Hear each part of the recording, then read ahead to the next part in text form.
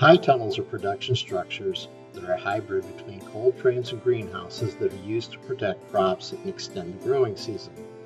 High tunnels are considered temporary structures.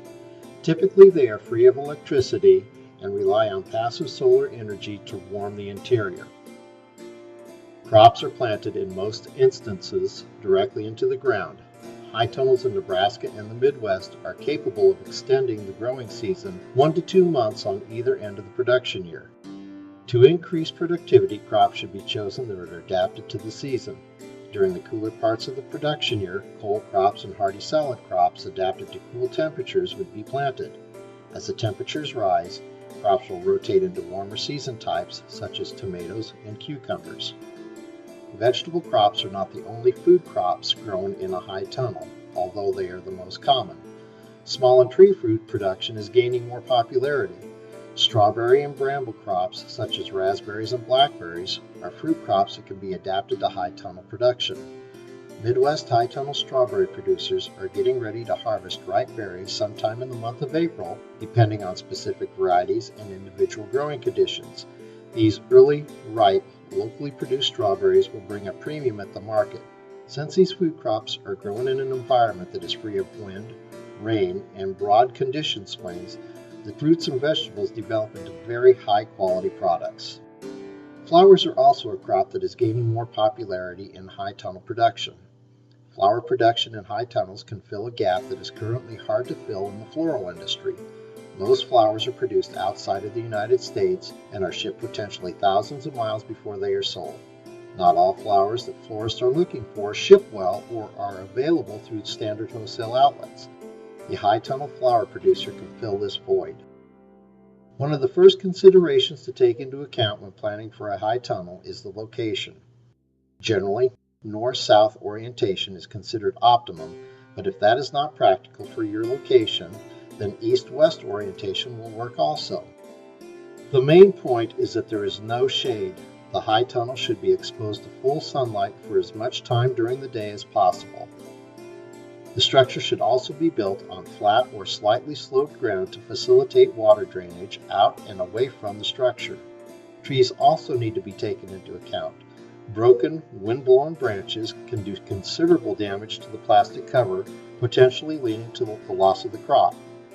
Structures need to be located well away from trees to avoid this hazard. There are many styles and construction materials used to build a high tunnel. Reliability for your situation is critical for success. The two most common styles of high tunnels are the Quonset types that are bowed and the Gothic styles, which are basically a Quonset with a peak. The Gothic style is the design of choice in areas where there is heavy snow, because with the steeper roof configuration, snow will tend to slough off easier than a Quonset structure. Both styles can run ground to ground or have sidewalls, which increases the usable space inside the structure. If sidewalls are incorporated into the design, not only is the amount of usable space increased, but side venting can be integrated into the structure to help reduce temperatures and facilitate air movement. Side vents can be designed to either roll up or roll down. Higher quality structures are made of galvanized 16 gauge or stronger steel tubing. The tubing's outside diameter, or OD, needs to be a minimum of 1.66 inches.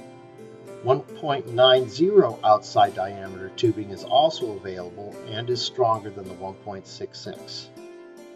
The plastic covering or skin should be a single piece of plastic and a minimum of 6 mils in thickness. There are many types of plastics available with varying layers or additives that modify sunlight penetration, longevity, or condensation. A basic high tunnel will consist of an end wall at each end and access doors to accommodate both people and equipment. Side walls run from end to end the length of the building and may consist of a venting system. Bows span the structure between the side walls, and purlins run the length of the structure and tie the bows together.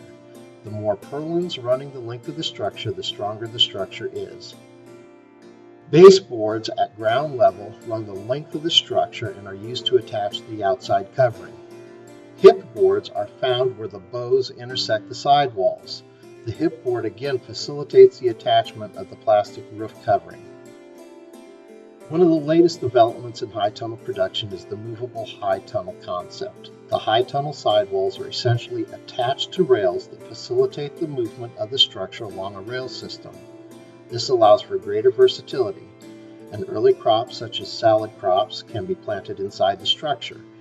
As temperatures warm up and conditions outside come into line with normal production conditions for the crop, the high tunnel is moved along the rail system, exposing the original crop to the outside elements. Warm season crops are then planted in the area that is newly covered and protected. As the season develops, the structure is then moved back to the original location, and the cool season plants are planted once again. High tunnels are a great opportunity for producers with limited space to maximize production. If you have any questions concerning high tunnels, please get a hold of your local extension educator and they can help you find the answers that you need.